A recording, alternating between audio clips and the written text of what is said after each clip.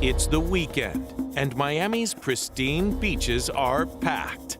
But the fun in the sun comes to an abrupt end when havoc ensues on its sandy shores. This guy goes to a jet ski rental place and tries to steal a jet ski. The man's confronted by the manager and another employee. A little tussle ensues. The man breaks a paddle and then hits the manager over the head with it. Right off the bat, we have attempted larceny and assault and battery with a dangerous weapon. Employees at the jet ski rental call 911, and the thief, instead of plotting his escape, decides on a different course of action. In the midst of the confusion and chaos, this suspect runs out into the water and takes his trunks off. Some beachgoers gather along the shore to record the bizarre scene. These people are just going about their rest and relaxation, and suddenly there's this guy who is naked and criming. This is not the vitamin D that anybody goes to the beach for. Responding officers on the land and in the water arrive quickly and urge the newly nude man to come ashore. Sir, come here. You got packed beaches, which puts so many different people in jeopardy if this guy goes even more off the rails. Pretty soon, a Marine unit tries to come to the rescue to try to help also quell this situation and get this guy out of the water and under control. You want to go for a boat ride? Where do you want to go, bro? I'll take you. Oh! Now we have other assets arriving. He's equally antagonistic to them. He even throws a watch at them. He knows they're not going to come in the water in their uniform to get him, so he's belligerent, he's obnoxious, he's really giving them what for. Despite law enforcement's restraint, the nude man continues his aggression towards their efforts at apprehension. He's got nowhere to go, and he has to know how this is going to come to an end. The crowd grows larger as officers on the shore continue trying to talk the man out of the water. The situation isn't ending, and imagine you're there on a vacation, you got your kids with you, and you're wondering how much worse it's going to get. Understanding that the officers are limited in their ability to gain control and compliance of this suspect, They're coming for you. several citizens decide to help with getting this person into custody. You not only have the officers at the beach, you have the Marine unit approaching, you have civilians getting involved. This is how crazy relentless this guy is. The group surrounds him and they try to subdue him, but the guy's fighting, he's swinging, he's resisting. As events spiral out of control, people in the crowd record the incident to have proof of what is happening.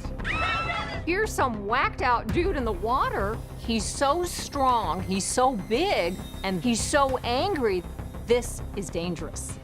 These people want to ride their jet skis, they want to go swimming, they want to play with their kids. They want this guy out of here.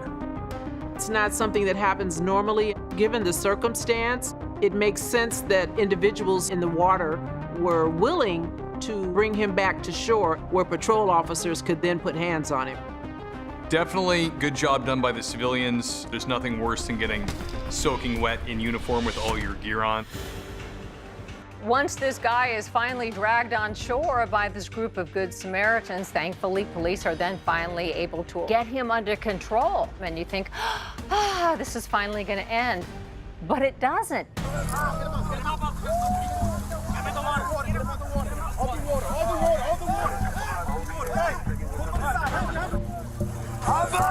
Stop resisting! Stop resisting!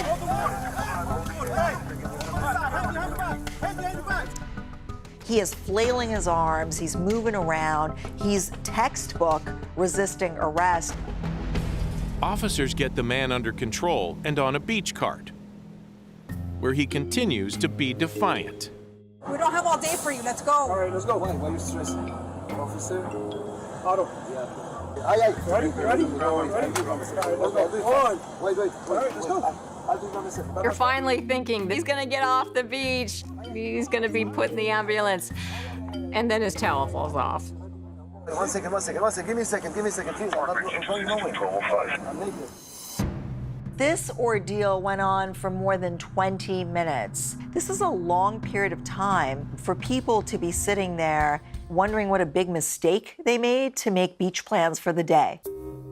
The man is eventually removed from the beach, and during transport to a medical facility, he tacks on another offense when he gives officers a false name and social security number. It seems like the theme for this whole incident, he never thinks he's gonna get caught and he's never gonna have to face these charges, and that's what he's doing right there.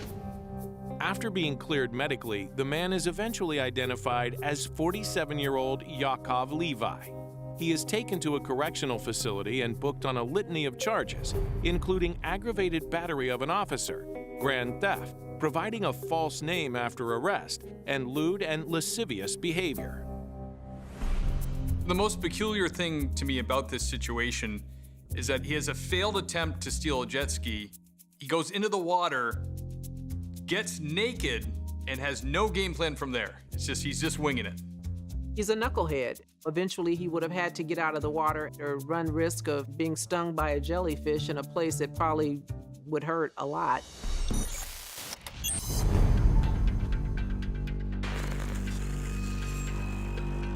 During the early morning hours, home security cameras in the Kingwood suburb of Houston pick up a series of startling scenes. In these videos, you can see a man is captured on multiple home security systems trying to get into houses while he's naked. He was lurking around homes. He was testing doors to see if they would open, trying to get into cars. He was clad in nothing but a black hat, a face mask, and black sneakers. It's my belief that if someone breaks into a home in the middle of the night, what we call a hot prowl, they are probably expecting to encounter someone, and I think that makes them particularly dangerous because there's no fear of that confrontation, and they are prepared for that confrontation. But perhaps the most shocking and disturbing and gross footage of them all is when the perpetrator is not able to make entrance into one home, he still commits an act, a lewd act. In one of the videos, he actually rubs his genitals on one of these homeowners' cars, which makes you think this is sexual in nature.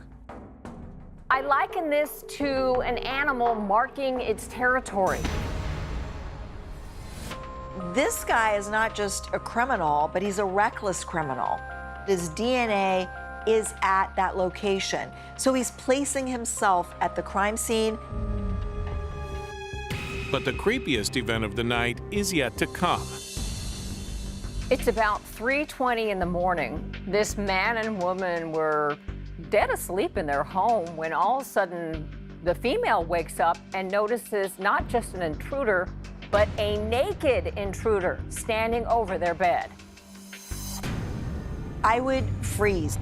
I would be in such tremendous fear because, I'm cornered in my bed, seeing this naked man in my immediate presence, not knowing what he's going to do. I could only imagine how frightened this female was, and thankfully she wasn't alone that night. There was a male there who she could call to come to her aid. The boyfriend then wakes up and sees the guy, chases after him and chases him out of the home. They call 911. They notice that gone are the female victim's purse, a picture of her college-age daughter, and her daughter's bra, a piece of lingerie.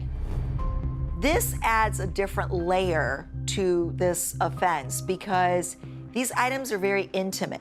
There are so many layers of violations that this guy has committed. This guy has just spread creep throughout this couple's life. Police respond to the scene, though they are unable to find the naked man. Media outlets report that detectives collect DNA evidence and process it in the hopes of identifying and arresting the intruder.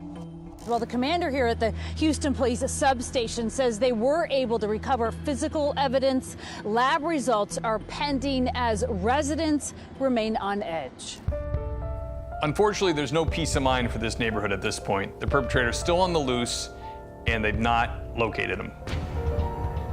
This perpetrator, this is not a one and done. This is someone who has done this before and will do it again. This is what I call a seasoned sicko.